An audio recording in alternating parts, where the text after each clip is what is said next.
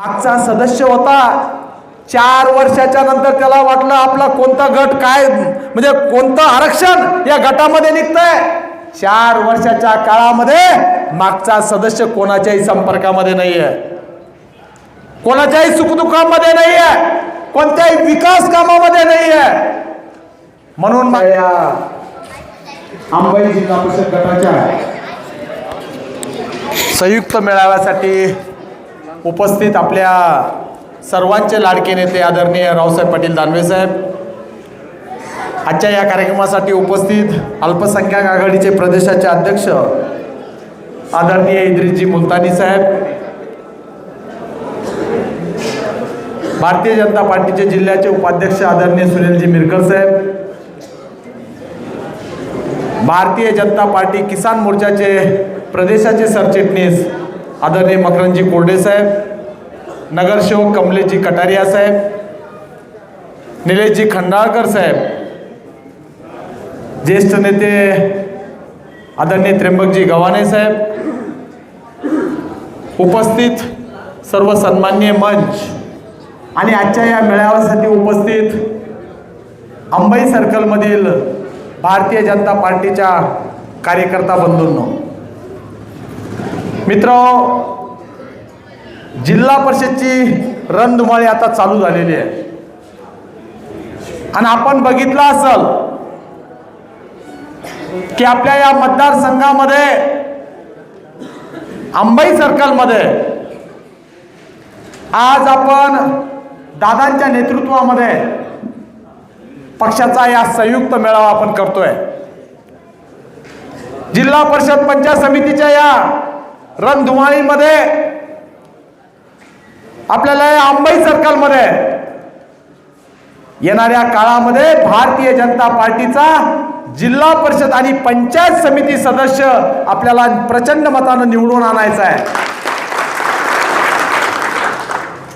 मित्रांनो, आपण बघितलं असेल या राज्यामध्ये भारतीय जनता पार्टीचं सरकार अत्यंत जोमानं काम करत आहे।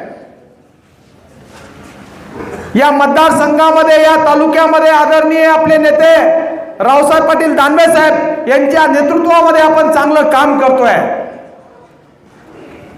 या गटामध्ये सुद्धा अंबई सर्कलमध्ये सुद्धा येणाऱ्या काळामध्ये भारतीय जनता पार्टीचा सदस्य निवडून आणून आपल्याला त्याच्या नेतृत्वामध्ये अत्यंत चांगलं विकास काम कार्यकर्त्याच्या सोबत असलेलं सर्व काम आपल्याला करायचं आहे। मित्रांनो, मी आपल्याला एकच सांगेल की मागच्या काळामध्ये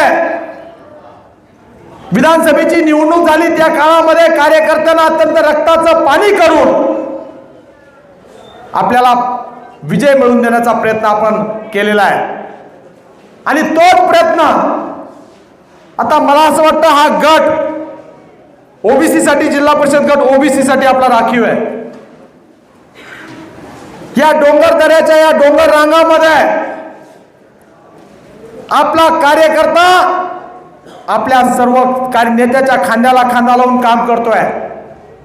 माझी आपल्याला एकच विनंती आहे की आपल्याला या गटामधून असा सदस्य निवडून द्यायचा आहे की जो भविष्यामध्ये पक्षाच्या कामामध्ये असेल, जनसामान्याच्या कामामध्ये असेल, आपण कोणत्याही विकास कामामध्ये असेल, अशा प्रकारचा जिल्हा परिषद सदस्य आपल्याला निवडून द्यायचा आहे।